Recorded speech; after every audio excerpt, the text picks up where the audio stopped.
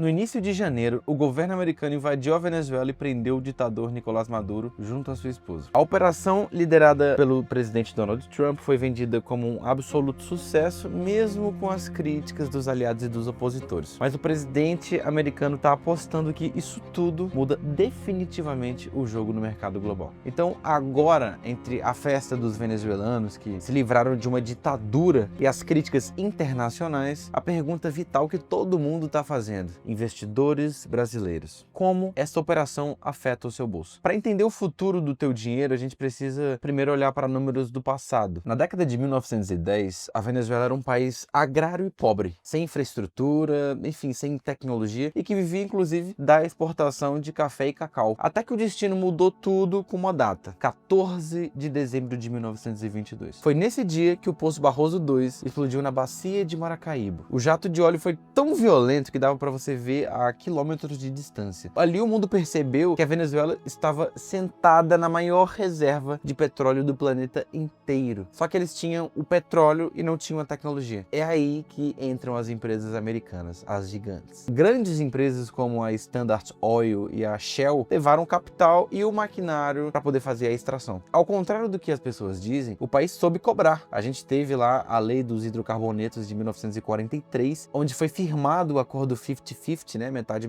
Para cada dólar de lucro da empresa, outro dólar ficava com o governo. E foi exatamente aí que a Venezuela entrou numa dita era do ouro. Tanto que em 1950, a Venezuela era a quarta maior potência econômica do mundo em PIB per capita. Segundo os dados históricos da revista Exame e do Madison Project, o venezuelano médio era mais rico do que um alemão, um japonês ou um francês no pós-guerra. O país ganhou o apelido de a Arábia Saudita das Américas. Naquela época, para muitas pessoas, a impressão é de que pegar um avião no final de semana para poder fazer compras em Miami era tão comum quanto ir à padaria. A Venezuela nunca foi tão próspera e tão rica. Só que a Venezuela cometeu um erro que ia refletir e muito no seu futuro. Lá nos anos de 1970, ela praticamente dependia apenas do dólar fácil, né? Desse acordo dos hidrocarbonetos que estavam vindo do petróleo, e eles pararam de produzir todo o resto. Eles estavam importando desde as roupas, a comida, entre outras coisas de outras nações. Foi exatamente nesse cenário de dependência total da nação que Hugo Chávez encontrou uma brecha perfeita em 1998. Ele não vendeu um socialismo no início, ele vendeu ordem. Ele prometeu que ele ia limpar a política, uma reforma política completa. Só que assim que ele assumiu, Chávez fez exatamente o oposto do que todo o povo venezuelano estava acreditando e começou a gastar o que não tinha, imprimindo dinheiro o tempo inteiro, botando inflação, usando diversos artifícios para poder passar a impressão de que estava tudo bem. Só que aqui que entra o ponto que enganou o mundo inteiro. Lá nos anos 2000, o preço do petróleo explodiu, sobretudo no mercado internacional. Então entrou tanto dinheiro no país, dada essa valorização, que o Hugo Chávez conseguiu esconder a destruição que ele mesmo estava causando enquanto presidente. Ele usava os petrodólares para poder importar comida e ele maquiava os dados enquanto estava destruindo toda uma indústria. Estava inclusive expropriando empresas. Então era uma economia zumbi, mantida viva apenas por uma questão da existência de um petróleo caro. Só que isso não é novidade na história. Isso me lembra um livro que eu demorei quase um ano para poder terminar de ler e que eu recomendo muito, inclusive, para os verdadeiros entusiastas da economia. A Riqueza das Nações, o livro do Adam Smith, ele já explicava em 1776 que nenhuma sociedade prospera quando o Estado passa a controlar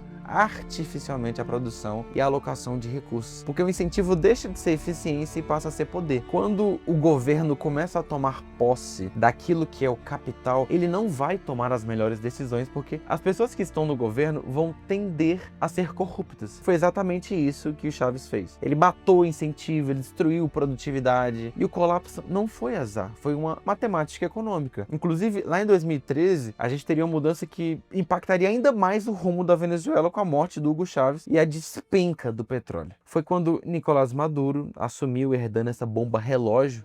Nicolás Maduro tomou posse nesta sexta-feira como presidente interino da Venezuela. Chávez morreu na última terça-feira após longa batalha contra a doença diagnosticada em 2011. Ele tentou resolver com inflação, imprimindo mais dinheiro. Só para vocês terem uma noção, segundo o FMI, a Venezuela entrou num ciclo de hiperinflação que bateu 1.000.000% em 2018. A situação ficou tão caótica que era mais barato você usar cédulas, notas, para se limpar do que comprar papel higiênico. Só que com a economia indo lá em frangalhos, a gente teve também as sanções americanas lá em 2017 e 2019 que acabaram por fechar, por selar esse caixão de proibir a venda de petróleo para os Estados Unidos. O impacto social foi tão gigante, mas tão devastador, que segundo o estudo da Encov, em 2019, 96% das famílias da Venezuela caíram abaixo da linha da pobreza. Eu tô falando de um país onde quase 100% está abaixo da linha mínima da pobreza. E o Brasil sentiu isso na pele. A gente abrigou mais de 500 mil venezuelanos cruzando a fronteira para fugir da fome, fugir do colapso. A crise da Venezuela acabou se tornando um gasto brasileiro. Foi exatamente nesse clima de terra arrasada que na madrugada de 3 de janeiro de 2026, o mundo acordou com uma notícia de uma invasão na Venezuela. A gente tem que ser sensato aqui. Mesmo que isso seja benéfico para o povo venezuelano, a invasão americana não se trata de uma caridade.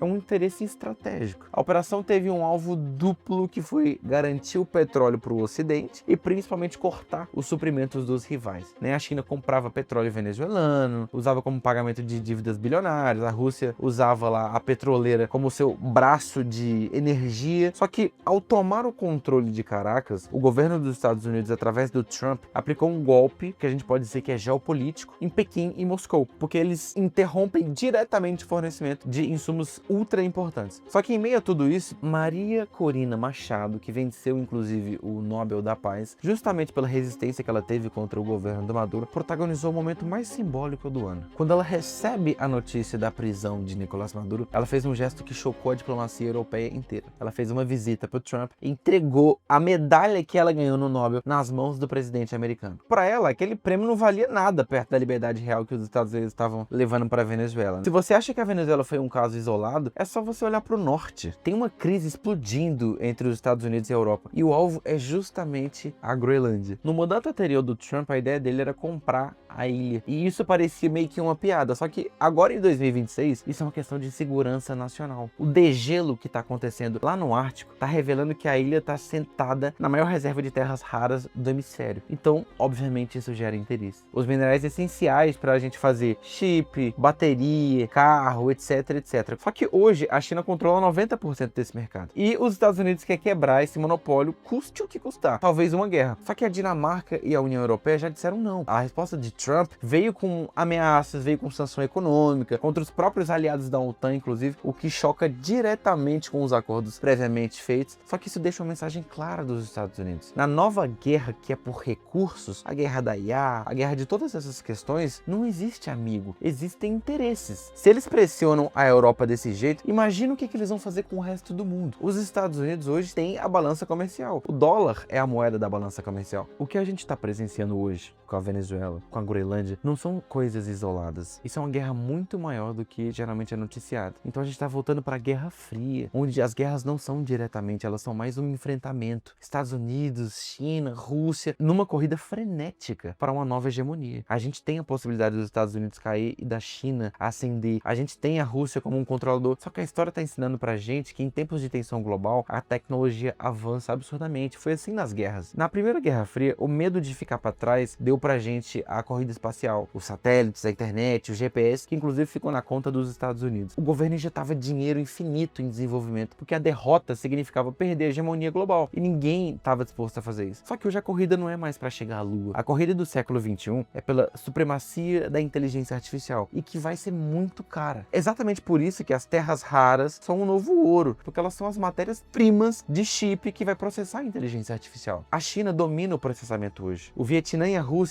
correm por fora, aos lados. Só que o Brasil é fundamental nessa disputa. Nós estamos sentados, nesse exato momento, na terceira maior reserva de terras raras do planeta. O mundo está de olho no nosso subsolo. Só que do que adianta ter o minério se a gente não tem profissional capacitado para poder desenvolver essa tecnologia? Nós corremos sim um risco de nos tornarmos uma Venezuela caso a gente perca o controle da nação. Uma guerra tecnológica não se vence com matéria-prima, se vence com engenheiro, com cientista, com dado, com programação. Se o Brasil não quiser virar apenas uma fazenda de minério para a China, para a Rússia, para Estados Unidos, a gente é obrigado a fazer o óbvio. A gente precisa investir pesado na educação, que é a única maneira de sair dessa seara. Para ter tecnologia de ponta, a gente precisa de educação de ponta e infraestrutura robusta. Isso virou uma questão de sobrevivência econômica. O Estado vai precisar direcionar bilhões para reformar a escola, para reformar a universidade, para criar base para esse salto tecnológico que finalmente o país está tendo. E é exatamente nessa necessidade urgente que o Estado tem que mora uma das maiores oportunidades da década para o investidor inteligente. Você pode lucrar financiando esse avanço tecnológico. Os investimentos estruturados que o Grupo Botellis faz permitem que o investidor comum, o investidor ordinário, que ele aloque capital diretamente na estrutura que o país precisa, que é educação, segurança, lazer, cultura. Porque basicamente você está antecipando o capital que o governo precisa para rodar a máquina pública e a educação. Como é que o Grupo Botellis desenvolveu a tese dele? Nós vamos mudar o país, mas para poder fazer isso eu preciso mudar o Brasil de dentro para fora. E eu não consigo fazer isso se eu não investir em educação, se eu não investir em segurança para as pessoas se sentirem tranquilas, se eu não investir em lazer e se eu não investir em cultura para que as pessoas não sejam apenas operários. Nós precisamos de uma população que consiga olhar para o futuro e que consiga entender que o Brasil é uma terra de oportunidades, porque enquanto nós somos pequenos e relativamente irrelevantes, a gente pode investir pesado no nosso país e ter esse retorno com as nossas crianças, com as nossas estradas, com os nossos hospitais, com os nossos tribunais e na nossa justiça. Eu espero que esse vídeo tenha feito sentido para você de alguma forma. Se você precisa de qualquer ajuda com a sua vida financeira, eu te convido a entender mais dos produtos do Grupo Botellis e até o próximo vídeo.